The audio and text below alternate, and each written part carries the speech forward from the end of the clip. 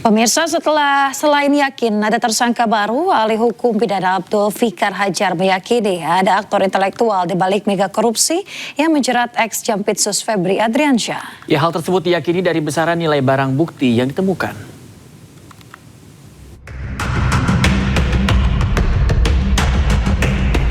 Kasus korupsi yang menjerat ex-Jampitsus Febri Adriansyah membuat publik terhenyak. Bagaimana tidak, sosok yang seharusnya memberantas korupsi justru menjadi aktor pelaku korupsi. Tidak main-main, Febri terlibat dalam 3 kasus korupsi besar yang sudah diselidiki sejak 2018. Pertanyaannya, apakah Febri berperan sebagai aktor tunggal atau ada jaringan hitam dalam lingkaran mega korupsi ini? Ahli hukum pidana Abdul Fikar Hajar menyebut sangat mustahil ex-Jampitsus itu bermain kotor sendirian. Kemungkinan besar ada aktor intelektual yang bertugas mengendalikan tangan Febri. Fikar juga yakin tersangka dalam mega korupsi ini akan terus bertambah. Ia mendesak Kejagung membongkar seluruh jaringan hitam di balik kasus yang menjerat mantan Jampitsusnya.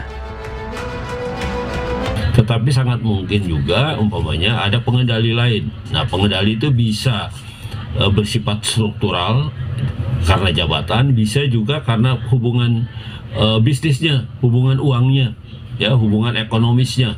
Ya, orang ini bisa mengatur Febri dari luar umpamanya karena kemampuan ekonominya, ya, mengendalikan Febri. Nah, jadi sangat mungkin intelektual dadar itu berkembang kedua arah itu. Sementara Ketua Komisi 3 DPR RI Habibur Rahman menyatakan pengalihan kasus ex-Jampitsus Febri Adriansyah dari Polri ke Kejaksaan Agung hanya penyerahan dan bukan pelimpahan. Namun Komisi 3 berencana meminta masukan langsung dari Mahfud MD terkait kasus Febri Adriansyah. Kami ini anggota DPR bukan hanya berkepentingan untuk bicara, tapi kami justru harus mendengar, termasuk masukan dari Pak Mahfud.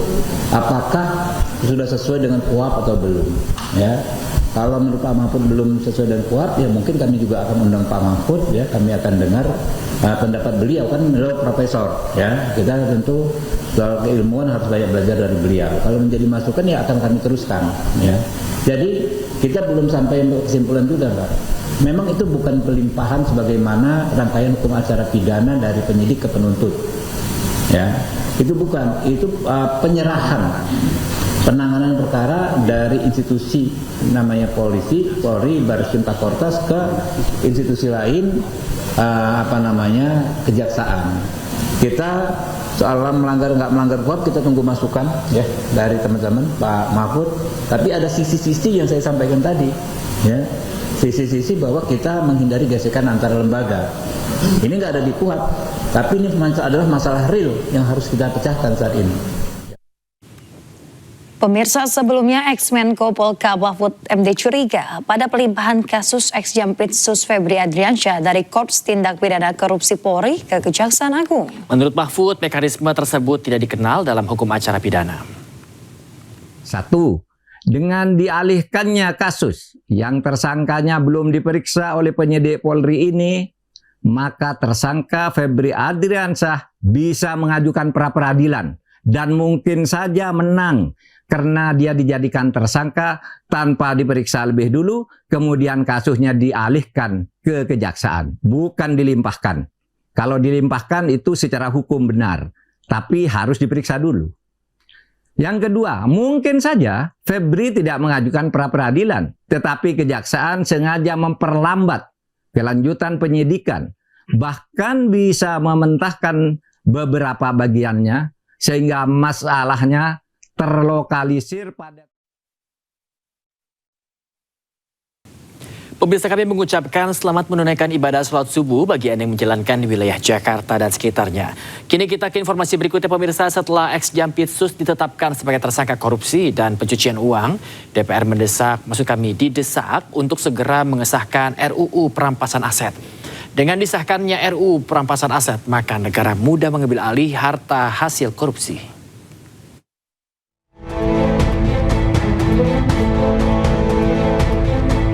Setelah ditetapkan sebagai tersangka korupsi dan pencucian uang, publik mendesak aparat penegak hukum menelusuri aset yang dimiliki ex-Jampitsus Febri Adriansyah. Tidak hanya menelusuri, aset haram yang dimiliki koruptor juga harus disita. Ahli hukum Hibnu Nugroho menyebut payung hukum yang paling kuat untuk mengejar aset hasil kejahatan adalah dengan segera mengesahkan RUU perampasan aset. Hibnu menyebut dengan sahnya RUU perampasan aset, maka semua aset hasil korupsi bisa diambil alih oleh negara. Terhadap kasus Pak Febri yang ditemukan emas, itu emasnya dari mana, perolehnya dari apa, dalam tindakan apa, itu sangat bisa ditentukan. Kalau memang tidak bisa menjelaskan dalam pemilikan, bisa dirampas oleh negara. Demikian juga uangnya, itu milik siapa, kepentingannya apa, buktinya apa. Tanah demikian juga, tanahnya dari mana, miliknya siapa, kepentingan apa. Disitulah yang sebetulnya kalau kita ingin mengadopsi undang-undang perampasan aset di negara-negara menlo, itu sudah bisa.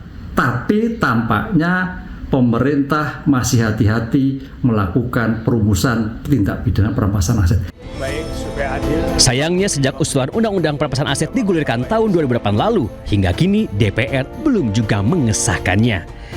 Belakangan justru muncul isu jika RUU Perampasan Aset telah dikeluarkan dari program prioritas 2026 dengan alasan melanggar hak asasi manusia.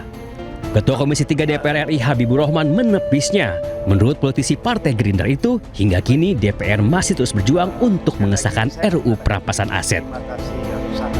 Jadi nggak benar kalau ada hoax di media massa, ada meme-nya juga, tapi kebanyakan dari akun anonim mengatakan DPR menolak pengesahan RUU Perampasan Aset.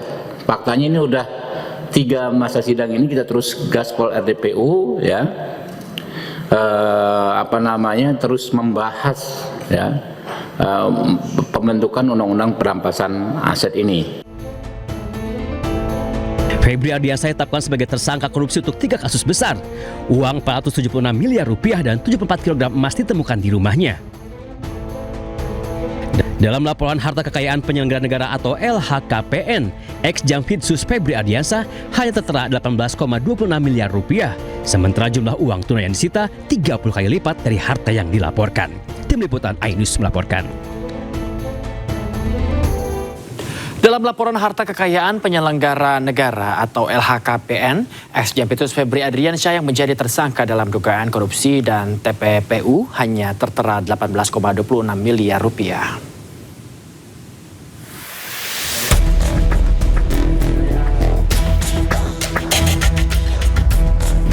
Setelah ex-Jampitsus Febri Ardiansyah ditetapkan sebagai tersangka dugaan korupsi dan tindak pidana pencucian uang, laporan harta kekayaannya sebagai penyelenggara negara turut disorot. Febri Ardiansyah melaporkan harta kekayaannya per 31 Desember 2025 terdiri dari tanah dan bangunan merupakan aset yang terbesar. Alat transportasi dan mesin,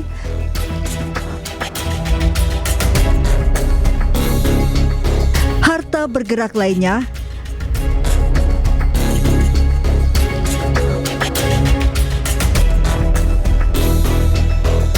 kas dan setara kas serta harta lainnya.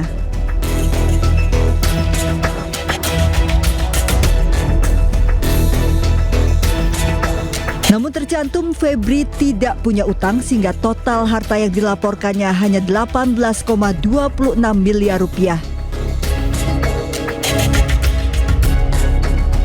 Dari jumlah LHKPN ini terdapat kesenjangan dengan temuan barang bukti fantastis, uang tunai dan emas batangan yang disita Kortas Tipikor Polri sejumlah 543,2 miliar rupiah dan 74 kg emas batangan.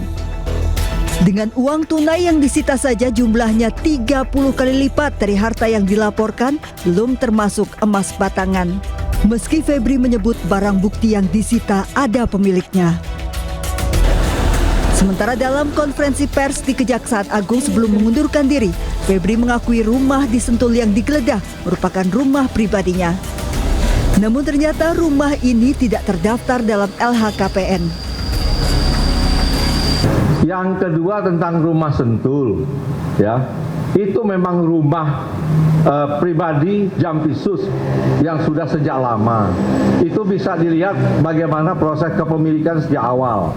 Pada pelaporan berkala terdapat kenaikan kekayaan setelah menjabat sebagai Jampitsus dari tahun 2022 sebesar 6,3 miliar rupiah menjadi 18,26 miliar rupiah di 2023. Namun tahun 2024 dan 2025 hartanya tidak terdapat perubahan, tetap 18,26 miliar rupiah. Dari Jakarta, tim liputan iNews melaporkan.